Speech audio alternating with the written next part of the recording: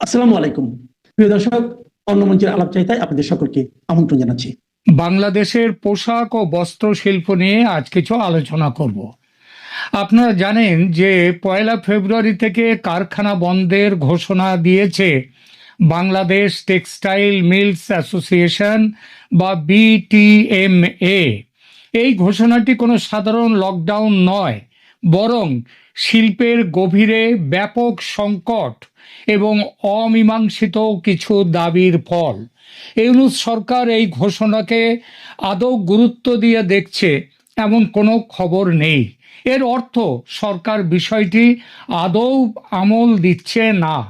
অথচ এই ঘোষণা অনুযায়ী কারখানাগুলো বন্ধ হলে বাংলাদেশ কোন অন্ধকারে গিয়ে পড়বে তা একটি পরিসংখ্যানের দিকে তাকালেই স্পষ্ট হয়। টেক্সটাইল ও পোশাক খাতে সরাসরি 25 থেকে 40 লাখ মানুষ কাজ করে, যার 60%ই নারী, এবং পরোক্ষভাবে এর সঙ্গে জড়িত প্রায় 1 কোটি মানুষ। কারখানা বন্ধ হলে এই বিশাল শ্রমিক গোষ্ঠী বেকার বা বেতনহীন হয়ে পড়তে পারে। দ্বিতীয়ত, মুখ থুবড়ে পড়বে বাংলাদেশের অর্থনীতি। পোশাক খাত মানে রেডিমেড পোশাক খাতে বাংলাদেশের রপ্তানি আয়ের প্রায় 85% যোগান দেয় এই পোশাক শিল্প। এই ঘোষণা কার্যকর হলে অর্থনীতির ওপর ভয়াবহ প্রভাব পড়তে পারে। রপ্তানি ব্যাহত হবে, নিটওয়্যার ও তৈরি পোশাকের সাপ্লাই চেইন ভেঙে পড়বে। সময় মতো পণ্য সরবরাহ করতে না পারলে বিদেশি ক্রেতারা ভিয়েতনাম বা ভারতের মতো বিকল্প বাজারে চলে যাবে। ব্যাংকিং খাত ঝুঁকিতে পড়বে ও দেউলিয়া হয়ে পড়বে ব্যাংকগুলো, কারণ টেক্সটাইল মিলগুলো বন্ধ হলে বড় অঙ্কের ব্যাংক ঋণ খেলাপি হওয়ার ঝুঁকি বাড়বে, যা দেশের পুরো আর্থিক খাতের ওপর নেতিবাচক প্রভাব ফেলতে বাধ্য। এছাড়া বৈদেশিক মুদ্রার রিজার্ভ থাকবে না। রপ্তানি আয় কমে গেলে ডলারের বাজারে নতুন করে সংকট তৈরি হবে। তখন বিদেশ থেকে যে এনার্জি পারচেজ করতে হয়, ডিজেল, পেট্রোল, বিদ্যুৎ এবং অন্যান্য, তারা এই সমস্ত জিনিসগুলো ভারতে এই বাংলাদেশে আমদানি হতে পারবে না। তাহলে ফেব্রুয়ারি 2026 থেকে যদি পোশাক ও টেক্সটাইল খাতের এই শাটডাউন বা ধর্মঘট দীর্ঘায়িত হয়, তবে বাংলাদেশের জিডিপির ওপরে তার আঘাত আসবে। জিডিপি প্রবৃদ্ধিতে ভয়াবহ ধস নামার আশঙ্কা রয়েছে। অর্থনীতিবিদ এবং শিল্প সংশ্লিষ্ট বিশ্লেষকদের বিশ্লেষণ অনুযায়ী জিডিপি প্রবৃদ্ধির হার 2% নেমে আসতে পারে। কত বললাম? 2%। মানে সেটা একটা ভয়াবহ অবস্থা। শেখ হাসিনার আমলে বাংলাদেশের জিডিপির সর্বোচ্চ প্রবৃদ্ধি ছিল সম্ভবত 2018-19-এ। সেই সময় এটা ছিল 8.15%। 2024-এ তার পতনের সময় জিডিপি ছিল প্রায় 7%, 6.9-এর কাছাকাছি। বর্তমানে বাংলাদেশের জিডিপি প্রবৃদ্ধি কোথায় নেমে এসেছে জানেন? 3.9%। যেহেতু পোশাক শিল্প এবং এর সংশ্লিষ্ট খাতগুলো সরাসরি জিডিপির প্রায় 13% নিয়ন্ত্রণ করে, তাই এই খাতে উৎপাদন বন্ধ হয়ে গেলে জিডিপির হার আরও নেমে 1.5 থেকে 2% কমে গিয়ে 2%-এ নেমে আসতে বাধ্য। শিল্প খাতের প্রবৃদ্ধি দেখা যাক, যা হাসিনার আমলে ছিল 10%। ইতিমধ্যে ইউনূসের আমলে সেটা নেমে 1.4%-এ নেমে এসেছে। শাটডাউন চললে এটা আরো নেমে নেগেটিভ হয়ে যাবে। তৃতীয়ত, ধরুন পোশাক খাতের ওপর ভিত্তি করে বাংলাদেশের বৈদেশিক রিজার্ভ টিকে আছে। শাটডাউন কার্যকর হলে প্রতি মাসে প্রায় 3 থেকে $3.5 বিলিয়ন মূল্যের রপ্তানি আয় এটা ক্ষতিগ্রস্ত হবে, মানে বন্ধ হবে। রপ্তানি ডলার না এলে কেন্দ্রীয় ব্যাংকের রিজার্ভ দ্রুত খালি হয়ে যাবে। রেমিট্যান্সের ওপরে আর কত চলবে? যার ফলে জ্বালানি ও খাদ্য আমদানির ক্ষমতাও হারিয়ে ফেলবে দেশ। এবং এর ফলটা কি? দেশের যে চলা, সেই চলার চাকা পুরো থেমে যাবে।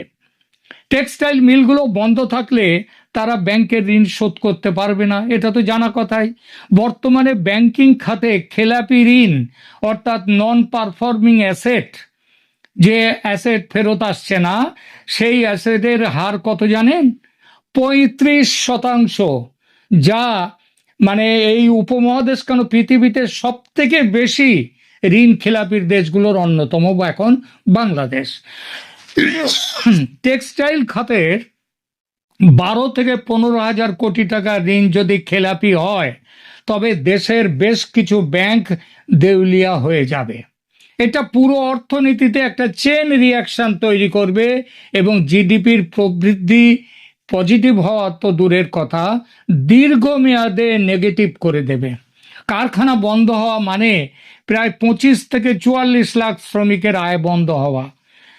কেন এই সংখ্যাটা 25 থেকে 44? তার কারণ হচ্ছে যে এখানে বেশ কিছু থাকেন পার্মানেন্ট এমপ্লয়ি, বেশ কিছু থাকেন সিজনাল বা তারা সাধারণভাবে অদক্ষ দক্ষ সব মিলিয়ে, এবং সেই শ্রমিকের আয় বন্ধ হয়ে যাবে। পরোক্ষে চাপ পড়বে 1 কোটি মানুষের ওপর। এই বিশাল জনগোষ্ঠীর ক্রয় ক্ষমতা যদি হারিয়ে যায়, তাহলে স্থানীয় বাজার সেগুলো ধসে পড়বে, আভ্যন্তরীণ চাহিদা কমে যাবে, জিডিপি প্রবৃদ্ধির চাকা পুরোপুরি থেমে যাবে। এই বিষয়টি প্রথমে দেখি, কেন এই হঠাৎ বন্ধ করার ঘোষণা? এটা কি নির্বাচনের আগে একটা চাপ দেওয়ার কৌশল? আমার মনে হয় সেটা একটা কারণ হতেই পারে, কিন্তু তার থেকে যেটা বড় কারণ সেটা হচ্ছে মালিকদের এই কঠোর অবস্থানের পেছনে প্রধানত 3টে কারণ রয়েছে। মালিকদের সংগঠন বিটিএমএ, তার দাবি হলো বিদেশ থেকে শুল্কমুক্ত সুবিধায় 10 থেকে 30 কাউন্টের সুতো আমদানি বন্ধ করতে হবে। তাদের মতে সস্তা আমদানি করা সুতোর জন্যে দেশের স্পিনিং মিলগুলো প্রতিযোগিতায় টিকতে পারছে না। বিদেশি ক্রেতারা বাতিল করছে এই সুতোর জন্যে, খারাপ সুতোর জন্য অর্ডার বাতিল করছে এবং বিপুল লোকসান দিচ্ছে শিল্প প্রতিষ্ঠানগুলো। দ্বিতীয়ত, মিল মালিকদের দাবি গত কয়েক মাসে টেক্সটাইল খাতে 12,000 থেকে 15,000 কোটি টাকার ক্ষতি তাদের সহ্য করতে হয়েছে। তারা ব্যাংকের ঋণ পরিশোধ করতে পারছেন না, এমনকি অনেক কারখানা তাদের যা ক্ষমতা সেই ক্ষমতার 50% সক্ষমতা নিয়েও চলতে পারছে না। এবং তৃতীয়ত, জ্বালানি ও নীতি এর যে সহায়তা ব্যাংক কারখানাগুলো পাওয়ার কথা সরকারের কাছ থেকে, সেটা পাচ্ছে না। গ্যাস সংকটের কারণে উৎপাদন ব্যাহত হচ্ছে এবং সরকারের কাছ থেকে কোনো রকম সহায়তা না পাওয়ার অভিযোগ তুলছেন মালিকরা। এই বিটিএম এর সভাপতি শওকত আজিজ রাসেলের মতে এটি কোনো হুমকি নয়, বরং সামর্থ্যের অভাবে কারখানা সচল রাখা অসম্ভব হয়ে পড়েছে বলে তারা এই ঘোষণা দিতে বাধ্য হয়েছেন। বিষয়টি নিয়ে সরকারের যে আদৌ কোনো হুঁশ আছে তা মনে হয় না। একটা দেশের সরকার যে কতটা কাণ্ডজ্ঞানহীন বা দায়িত্ব জ্ঞান শূন্য হতে পারে, সেটা অর্থনীতির অধ্যাপক তথা শান্তির নোবেল জয়ী মোহাম্মদ ইউনূসের শাসন দেখার আগে কল্পনায় আনা যেত না। শেখ হাসিনার হাতে গড়া উন্নতির পথে দৌড়ে চলা একটা দেশকে এত দ্রুত যে অবনতির অতলান্ত খাদের কিনারে নিয়ে আসা যায়, কিনারে আসা কেন, এখন তো খাদে ফেলেই দেয়া হয়ে গেছে, সেটা জানার জন্য ভবিষ্যতের শিক্ষার্থীরা কিভাবে এমন একটা পারফরম্যান্স দিল ইউনূস সাহেব, তো সেটা শিখবার জন্য ভবিষ্যতের শিক্ষার্থীরা ইউনূসের শাসনকালকে কেস স্টাডি হিসেবে দেখবে। আসন্ন নির্বাচনে এর কি প্রভাব সেটা নিয়ে এখানে একটা বলার কথা একটুখানি ছুঁয়ে গেছিলাম। দেখুন, নির্বাচনের ঠিক 11 দিন আগে এমন ধর্মঘট বা বন্ধের ঘোষণা রাজনৈতিক অস্থিরতা তৈরি করবে, এটা জানা কথা। আর বাংলাদেশের অর্থনীতির ওপরে তো প্রতিক্রিয়া দেখবার আগে কি প্রতিক্রিয়া সেটা আরো অনেক ব্যাপার আছে এই বিষয়ে বলবার জন্যে। সেটা হচ্ছে বাংলাদেশের তৈরি পোশাক শিল্পের বাজার সেটা যে শেষ হয়ে যাচ্ছে, সেটা দেখতে গেলে আমাদের প্রথমে দেখতে হবে বাংলাদেশ তার তৈরি পোশাক কোথায় বিক্রি করে।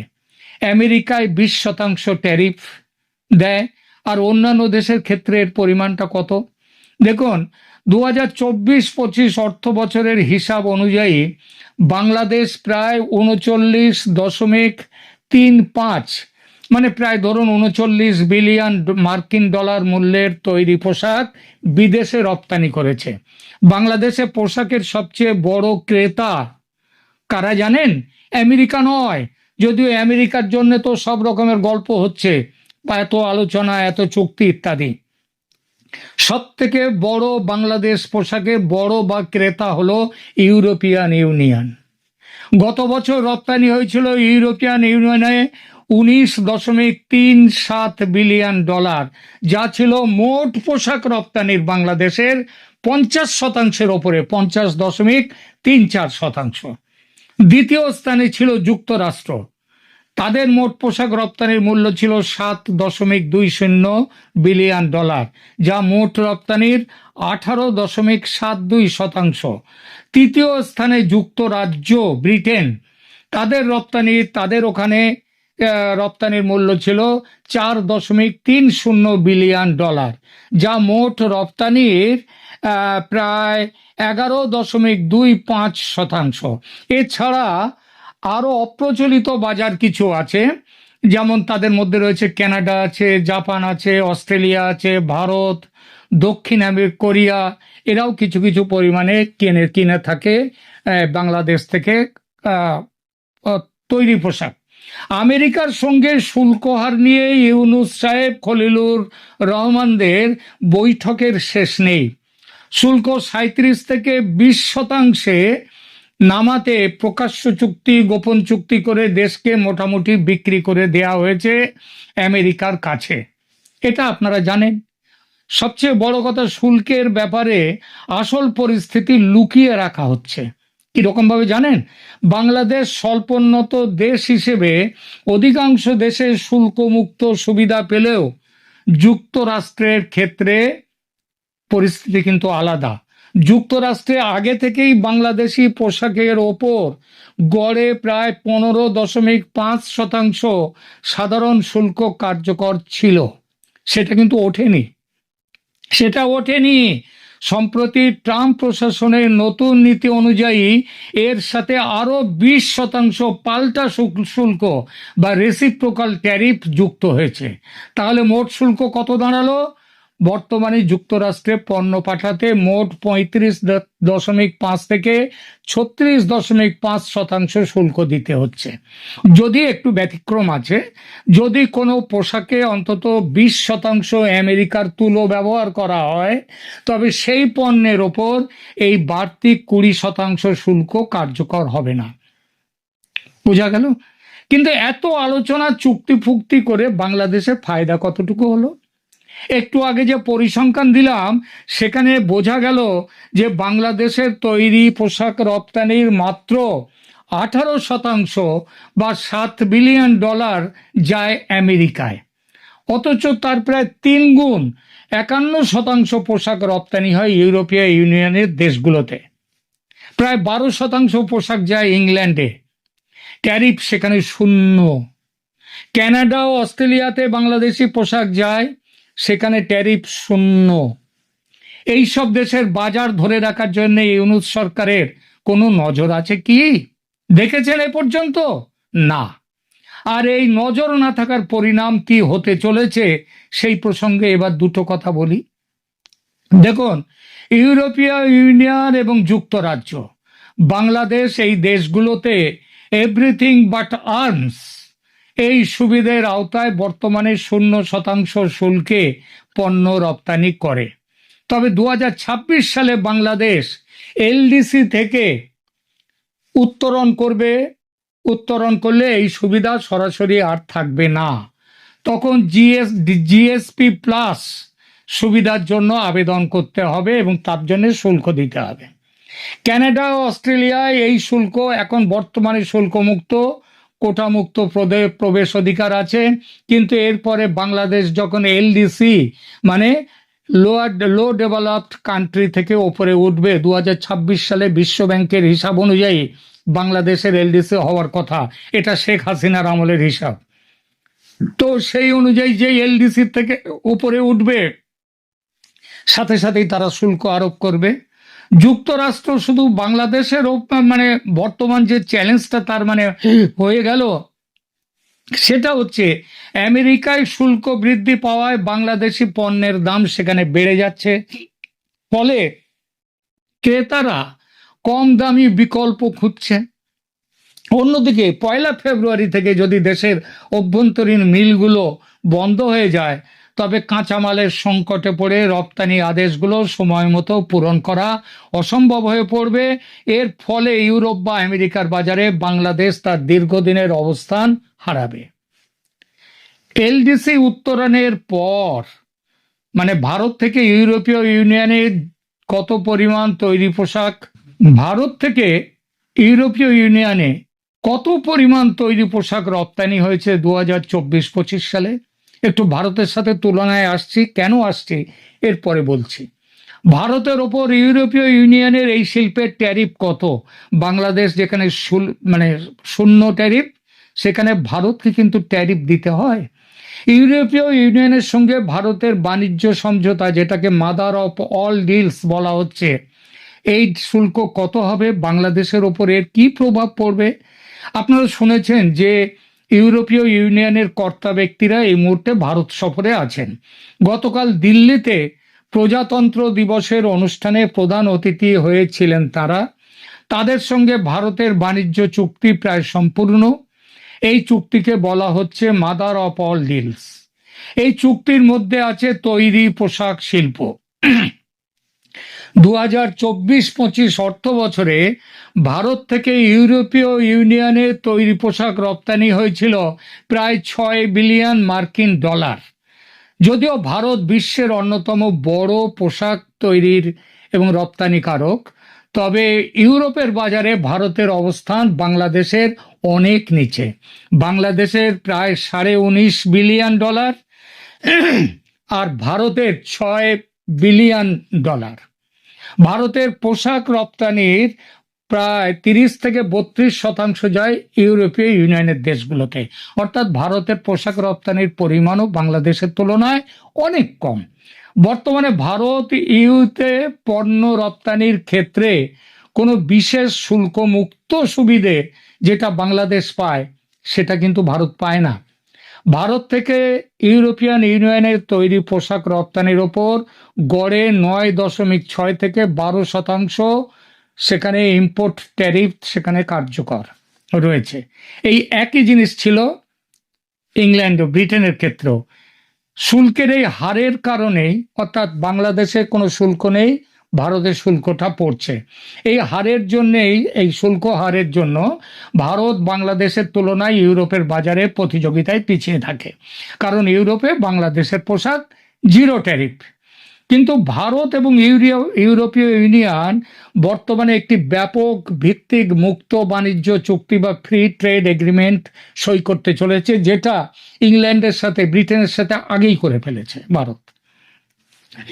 ইউরোপীয় ইউনিয়নের সঙ্গে এই চুক্তিটি স্বাক্ষরিত এবং কার্যকর হলে ভারতের তৈরি পোশাকের ওপর আরোপিত বর্তমান প্রায় 9.6 থেকে 12% শুল্ক কমে গিয়ে চলে গিয়ে 0% নেমে আসবে। আর এটি কার্যকর হলে ভারত ইউরোপের বাজারে শুল্কমুক্ত প্রবেশাধিকার পাবে, যা তাদের রপ্তানি সক্ষমতা বাড়িয়ে দেবে বহুগুণ। ভারতের এই বাণিজ্য চুক্তি বাংলাদেশের জন্য একটা বড় দুশ্চিন্তার কারণ, কারণ ভারত শূন্য শুল্কের আওতায়। তবে এর চেয়ে বড় ভয়ঙ্কর আরও একটা কারণ আছে। বাংলাদেশ বর্তমানে, ওই যে বললাম একটু আগে, এলডিসি বা লো ডেভেলপড কান্ট্রি হিসেবে এই শূন্য শুল্কের সুবিধা পায় ইউরোপ এবং পৃথিবীর অন্য অনেক দেশে। ভারতে যদি একই সুবিধে পেয়ে যায় ইউরোপীয় ইউনিয়নে, তবে ভারতের বিশাল কাঁচামাল, তুলো ও সুতো এবং সস্তা বিদ্যুৎ সুবিধের কারণে তারা বাংলাদেশের বাজার দখল করে নেবে। বোঝা গেল? এটা ছাড়াও 2026 সালে বাংলাদেশ এলডিসি থেকে এক ধাপ ওপরে উঠবে, যে কথাটা একটু আগে বললাম। তখন বাংলাদেশের জন্য এই শূন্য শুল্কের সুবিধা আর থাকবে না। ঠিক একই সময়ে ভারত যদি ফ্রি ট্রেড এগ্রিমেন্টের মাধ্যমে শূন্য শুল্ক সুবিধা পেয়ে যায়, তখন বাংলাদেশি পণ্যের ওপর শুল্ক চাপবে, তখন এক বিশাল অসম প্রতিযোগিতার মুখে পড়বে বাংলাদেশ। ইউরোপীয় ক্রেতারা তখন বাংলাদেশ থেকে অর্ডার বাদ দিয়ে ভারতের দিকে ঝুঁকে পড়বে, কারণ ভারতের অভ্যন্তরীণ সুতো, কাপড়ের সাপ্লাই চেইন, বিদ্যুৎ অনেক বেশি তাদের শক্তিশালী, সহজলভ্য। ভারত মূলত কটন ভিত্তিক পোশাকে শক্তিশালী, বাংলাদেশও তাই, তারাও কটন ভিত্তিক। ফলে সরাসরি বাজার দখলের লড়াইতে বাংলাদেশ পেছনে চলে যাবে। মোহাম্মদ ইউনূসের মাথায় কি এসব চিন্তা আছে? এক কথায় উত্তর নেই। তিনি গদি রাখতে ব্যস্ত। যদি তার মাথায় থাকতো এইসব চিন্তা, তাহলে ইউরোপিয়ান ইউনিয়নের সাথে আলোচনায় বসতেন, অন্যান্য দেশের সাথে আলোচনায় বসতেন। কিন্তু তিনি তো বললাম গদি রাখার জন্য ব্যস্ত। তিনি তার জন্য কোথায় কি কলকাঠি নাড়া যায়, কোথায় কি জালিয়াতি করা যায়, এইসব চিন্তা ভাবনা এই নিয়ে। এই দেখুন না, তার যে পদমর্যাদায় তিনি দেশের প্রধানমন্ত্রীর জায়গায়, পদমর্যাদার দিক দিয়ে সে দখলদার হন আর যাই হন, পদমর্যাদায় প্রধানমন্ত্রী, তিনি গতকাল ছুটে গিয়েছিলেন সেনা ভবনে। সেখানে সেনা কোন জায়গায় কি রাখবে, সেনা মজুত করবে নির্বাচনের জন্য, কিভাবে ডিপ্লয় করবে, সেই ব্যাপারে তিনি গিয়েছেন কথা বলতে। তার মানে কি, তার কাছে খবর আছে যে সেনা অন্যরকম কিছু করতে পারে, জামাতকে না জেতাতে সেনা অন্যরকম ব্যবস্থা নেবে, সেই জন্য তিনি গেছেন। এই কথা কিন্তু আমি গতকালকের ভিডিওতে এই কথাগুলো বলেছি।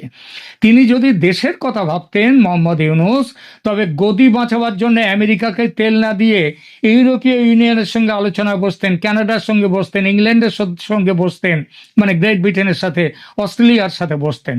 তার মাথায় ঢুকতো যদি ভারত ও ইউরোপিয়ান ইউনিয়নের মধ্যে এই চুক্তিটি চূড়ান্ত হয়, তবে বাংলাদেশের পোশাক খাতের জন্য সেটি একটি বড় অ্যালার্ম বা সতর্কবার্তা। সুতরাং তাকেও শূন্য করবার জন্য তাকেও যেতে হবে। কিন্তু তিনি তো ভাবছেন এখন শূন্য পাচ্ছি, 2 মাস 6 মাস পরে যা হয় হবে, আপাতত তো বাঁচি। আপাতত কি বাঁচবেন? ভারত তো যদি এখনই চালু হয়ে যায়, এটা হয়ে গেল। বাংলাদেশকে তখন টিকে থাকতে হলে কৃত্রিম তন্তু মানে ম্যানমেড ফাইবারের ওপরে পোশাক তৈরিতে মনোযোগ দিতে হবে, এবং ইউরোপের সাথে নিজস্ব কোনো বাণিজ্য চুক্তির পথে হাঁটতে হবে। ইউনূস সাহেবের যা এখন বাজার দর, তাতে হাঁটাটাও তার অন্য ব্যাপার, সেসব অন্য গল্প, সে গল্প এখানে নয়। গাছের গোড়া কেটে ডালপালায় জল দিলে গাছ বাঁচে কি? বাঁচে না। মহান অর্থনীতিবিদ, শান্তির নোবেল জয়ী ইউনূস এই সহজ সত্য যে জানেন না তা নয়, কিন্তু এখন তিনি গাছের গোড়া কাটতে ব্যস্ত। কারণ প্রবল স্বার্থ চেতনা ও লোভ যখন সব সীমা অতিক্রম করে, তখন দেশ বলে আর কিছু থাকে না কারো কাছে। আক্ষেপ একটাই, শেখ হাসিনার যত্নে তৈরি শিল্পমুখী বাংলাদেশের উত্তরণের সব স্বপ্ন এভাবে শেষ হয়ে যাচ্ছে। তার সাজানো বাগান এভাবে অকালে শুকিয়ে যাচ্ছে। এটাই আক্ষেপ। আপাতত এখানেই থামছি।